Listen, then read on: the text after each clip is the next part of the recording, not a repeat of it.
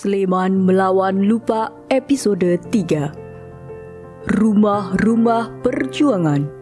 Proklamasi 17 Agustus 1945 ternyata bukanlah akhir dari perjuangan panjang bangsa Indonesia untuk melepaskan diri dari belenggu penjajahan. Setelah proklamasi 17 Agustus 1945, Belanda tidak mengakui kemerdekaan Indonesia dan masih ingin kembali menjajah. Selama periode 1945 sampai 1949 dikenal sebagai Perang Kemerdekaan, di mana rakyat Indonesia bahu-membahu berjuang untuk mempertahankan kemerdekaan.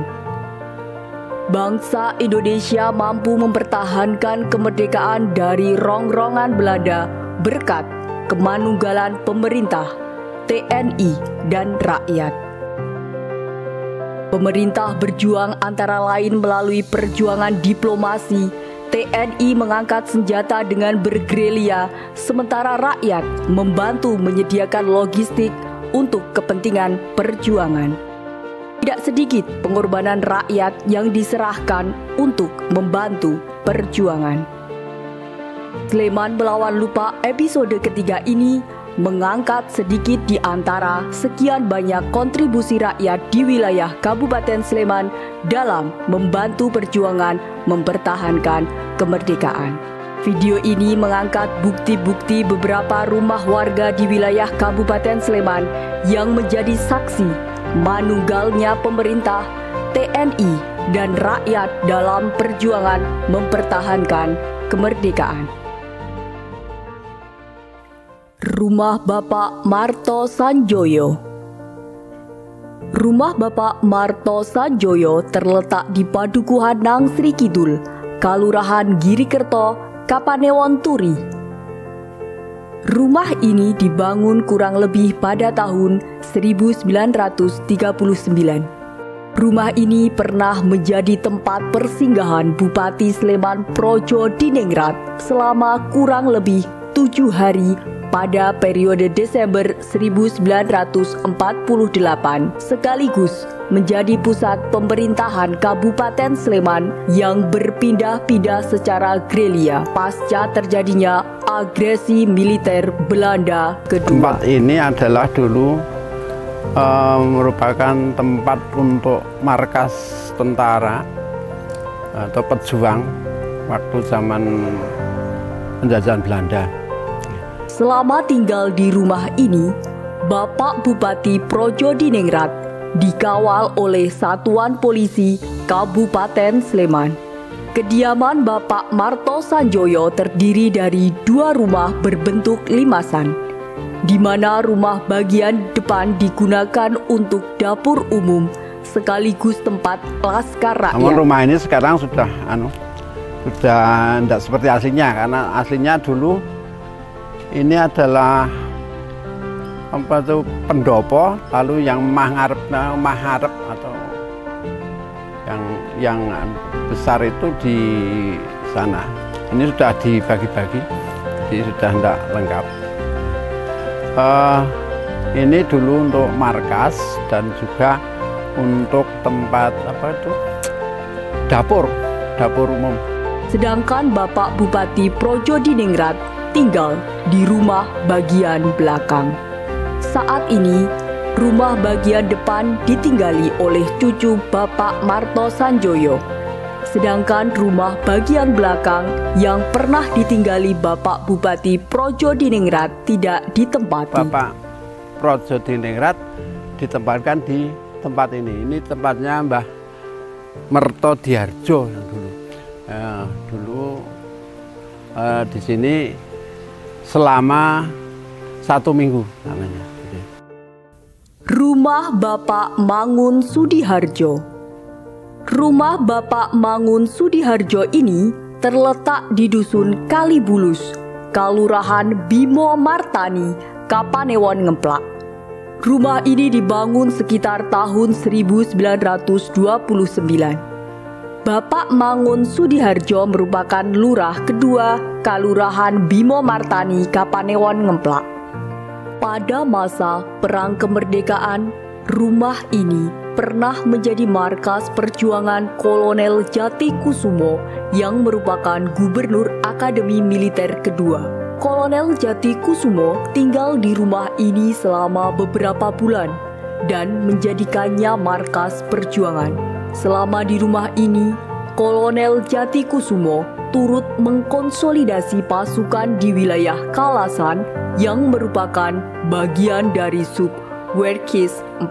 Selama tinggal di rumah ini, Kolonel Jatikusumo menempati salah satu ruangan sentong di belakang pendopo. Di kemudian hari, Kolonel Jatikusumo menjabat sebagai Kasat periode 15 Mei 1958 hingga 27 Desember 1959.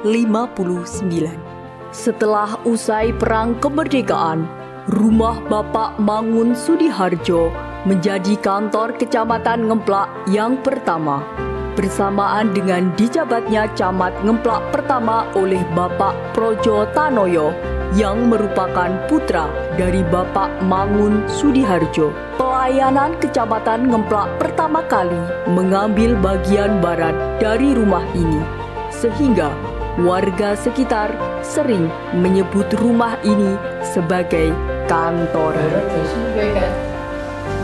Zaman pelataran ini nengene karo Kumarudin yang bor Pak Sadi kantor pertama di Berki ini kan. Saya samping ini kok. Kayak sini. Nggih. Sebelah ini kan. Kantoran.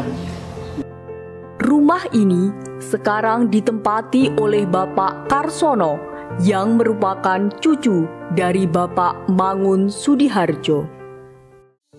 Rumah Bapak Raden Atmo Diprojo. Rumah Bapak Raden Atmo Diprojo ini terletak di Dusun Ngasem, Selomartani, Kalasan. Rumah ini dibangun sekitar tahun 1930-an. Bapak Raden Atmo Diprojo pernah menjabat sebagai Carik Kalurahan Selomartani, Kapanewon, Kalasan.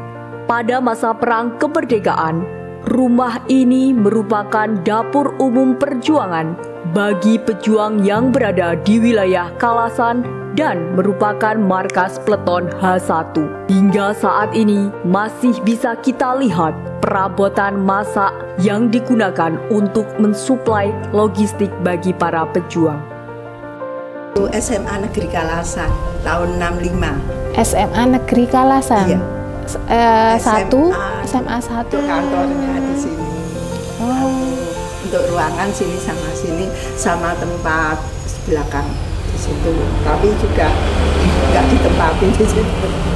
Setelah berakhirnya Perang Kemerdekaan, rumah ini sempat dijadikan tempat belajar yang di kemudian hari menjadi SMA 1 Kalasan sekitar tahun 1965. Sekarang, rumah ini ditempati oleh Ibu Haryanti yang merupakan cucu menantu dari Bapak Raden Atmo Diprojo. Rumah Bapak Marto Pawiro. Rumah ini terletak di Dusun Kledokan, Kalurahan Selomartani, Kapanewon, Kalasan yang dibangun sekitar tahun 1930-an. Bapak Marto Pawiro seorang warga petani biasa. Pada masa Perang Kemerdekaan, rumah ini pernah digunakan sebagai markas tentara pelajar yang tergabung dalam peleton H2 selama beberapa bulan. Agresi militer Belanda terjual tahun 49 itu Belanda berebut kota, milenya kota Bandung itu terus menyingkir keluar kota. Kemudian bergeser ngalir di daerah wilayah Gerila itu SBK 104 di daerah sekitar itu. Nah, ini malah cerita itu malah sketsa apa itu berbandingkan daerah itu jalan pemerintah daerah subur Pak. aman. Sekarang rumah ini telah ditetapkan sebagai cagar budaya dan digunakan untuk markas komunitas Historia 24249. Adapun yang menempati rumah ini adalah Bapak Wahyu Sri Hartadi yang merupakan cucu dari Bapak Marto Pawiro. Kemanunggalan pemerintah, TNI, dan rakyat terbukti sanggup untuk mempertahankan kemerdekaan dari upaya bangsa Belanda yang akan kembali menjajah Indonesia. Sudah sepantasnya kita tidak melupakan kontribusi rakyat, khususnya di wilayah Kabupaten Sleman, dalam upaya mempertahankan kemerdekaan tersebut. Kontribusi dalam perjuangan ini merupakan sifat tradisional bangsa Indonesia yang senang bergotong royong dan kekeluargaan.